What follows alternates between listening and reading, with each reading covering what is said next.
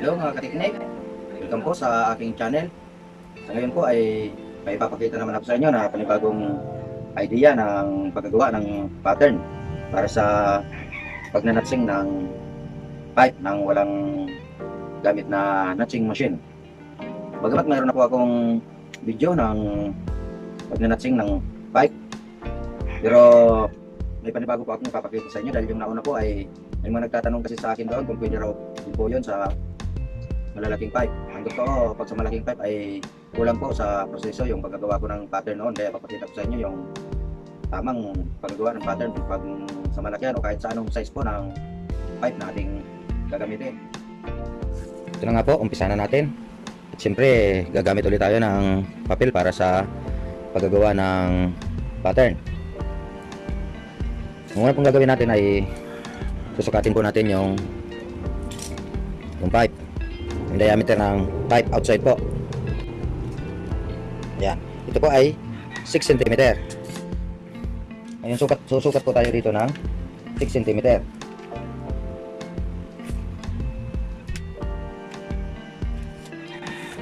Ayan, ikitan po muna natin yan. Gupitin.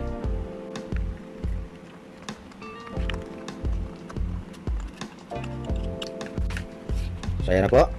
Ito po ay kung anong sukat nito, 6 cm. Ito din po ay 6 cm. Ayan, ang sunod na gagawin na natin ay kukunin po natin yung circumference nitong pipe. Ayan. Para mabilis po tayo, hindi na tayo mag-compute ng circumference of the circle, eh ganyan na lang po ang gagawin natin. Ayan.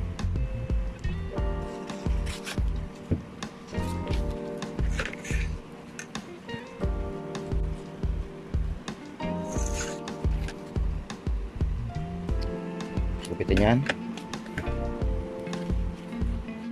So ayan, sakto na po ang circumference nya.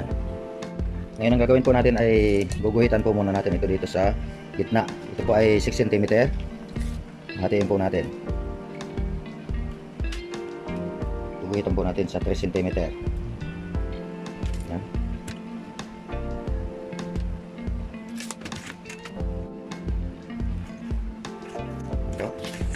Ngayon ang sunod na gagawin natin ay i-divide 4 po natin ito. Ngayon para mabilis tayo at hindi na mag-calculator ng divide 4 ay tutupin na lang po natin ng ganyan. Tutupin ng ganyan, isa pang tupi para divide 4. Yan. So ayan, naka-divide 4 na nga po. Yan. Gagawin natin, guguhitan pa rin natin yan para kitang-kita ang guhit. Yan. Yan. Yan. Ngayon, ang susunod pong gagawin natin, ito po yung pipe na nanatsingan natin. Ilalagay po natin yan dito sa pinaka gitna nito. Yung guhit na yan, sa pinaka gitna. At para masiguro natin na makuha talaga natin yung pinaka gitna, sukat po ng pipe ay 6 cm. Ayan. 6 cm po. Lagyan natin ng 3 cm di kabila para masiguro po natin na gitnang-gitna talaga siya. 3 cm, 3 cm sa kabila, 6 cm na yan.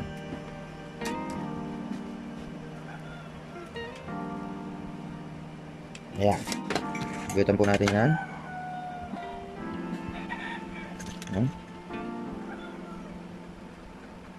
Ayan.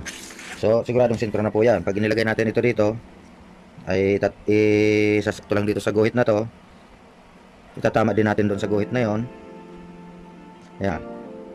Guguhitan na po natin yan. Ganyan. Ayan. Ganon din po ang gagawin natin dito. Dito sa pinakadulo ay igigit na rin natin. Kaya, magsusukat din tayo ng 3 cm dyan. Para siguradong gitna.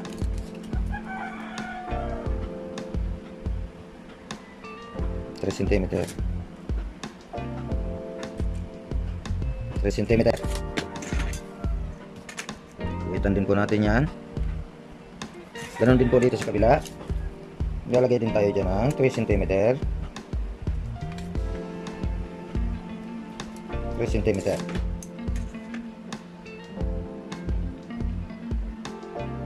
Ayan.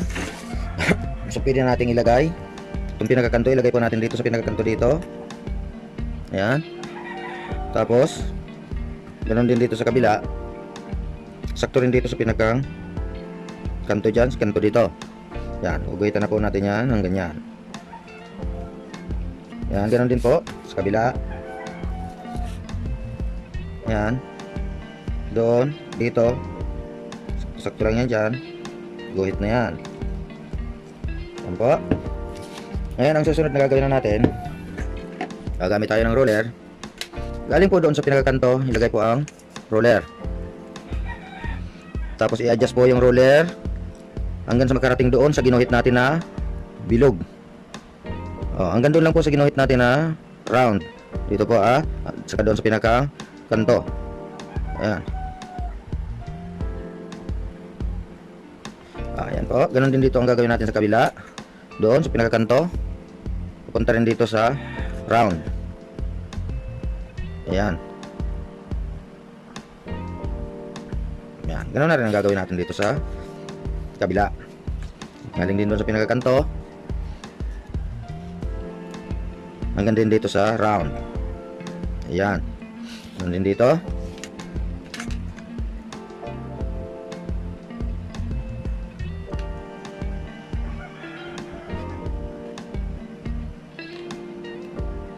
Ayan. So ayan na po ang ating drawing. Ayan. So sunod na gagawin na po natin, ito na po yung proseso na hindi ko nagawa doon sa una kong video. Ang gagawin po natin ay, ito po ay 6 cm. I-divide po natin yan sa 8. 6 divide 8 equals 0.75. Ang 0.75 po yan ay 7 mm lang kasi yung 0.05 ay napakaliit na po noon. Halos kasi latin na lang po yun ang guhit ng bulpin natin. Kaya kahit hindi na po isama yun, ang kukunin na lang po natin na sukat ay ito na lang pong 0.7 or 7 mm po yan. Ngayon may mga magtatanong po kung saan ko kinuha yung 8 mm. Bali yan lang po sa aking mga pagsubok kung saan ko po makuha yung tama sa pagnanatsing. Kasi ito nga po yung kulang na proseso doon sa una kong ginawa. Kasi kaya po yung una kong ginawang pagnanatsing ay hindi po pwede yun sa malakihan na pipe. Okay lang po yun sa maliliit na pipe. Hanggang ganito kalaki po pwede yun. Pero pag mas malaki na po ay hindi na po pwede yun. Kaya kailangan po itong additional na proseso natin sa ngayon. Para kahit anong sukat po ng pipe ng inyong nanatsingan ay pwede po. So yun na nga po, 6 cm i-divide natin sa 8 ay 7 mm po. Ilalagay po natin dito ang 7 mm.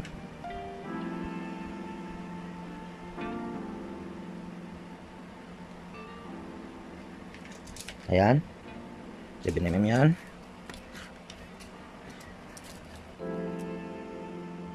Seven mm.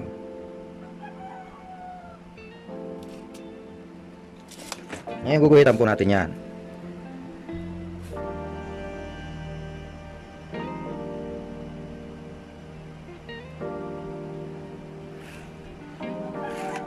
Yan. Yan na po yung pinalabasan ng guhit natin. Ngayon gugupitin na po natin.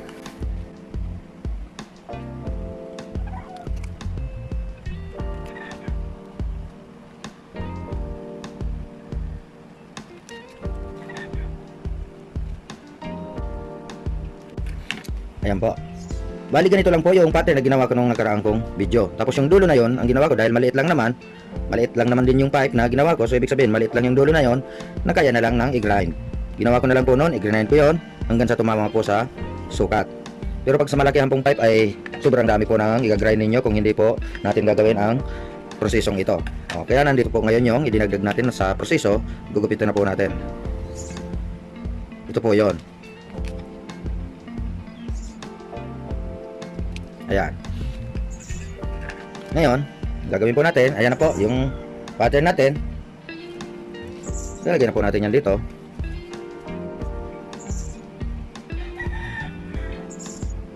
Ganon din po yung kabila, sasakto sa pinakadulo. Ayan. Ngayon guguhitan na po natin ng lapis.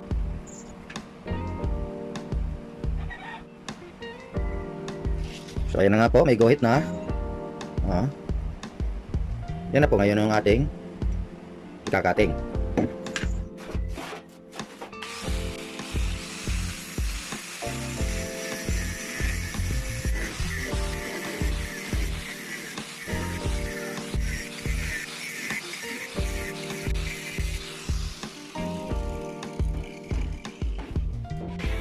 At ito na nga po, nakakating na natin. Siyempre dahil hindi naman nutser o nutsing machine yung ginamit natin, ay may kailangan po tayo ditong linisin. Dahil nga po sa original ito ay napakanipis nito, kailangan din natin itong panipisin o i-grind. At saka dito yung mga ribaba dito ay kailangan din linisin para maganda yung lapat.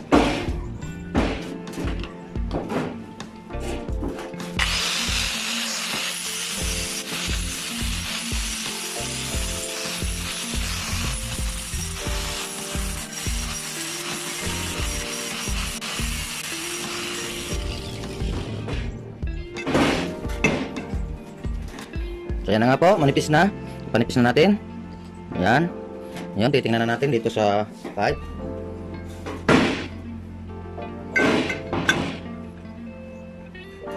Ayan po. Ganda na yung lapat niya. Ayan po. Ayan guys, sana may natutunan naman kayo sa aking video. Kung nagustuhan niyo po ang aking video, pag-click naman ang like. At kung bago ka pa lang dito sa aking channel, pag-click na rin ang subscribe at notification bell. Pag-share na rin po sa ating mga kaibigan para magkaroon din po sila ng kaalaman. Maraming salamat po sa muli pong kita.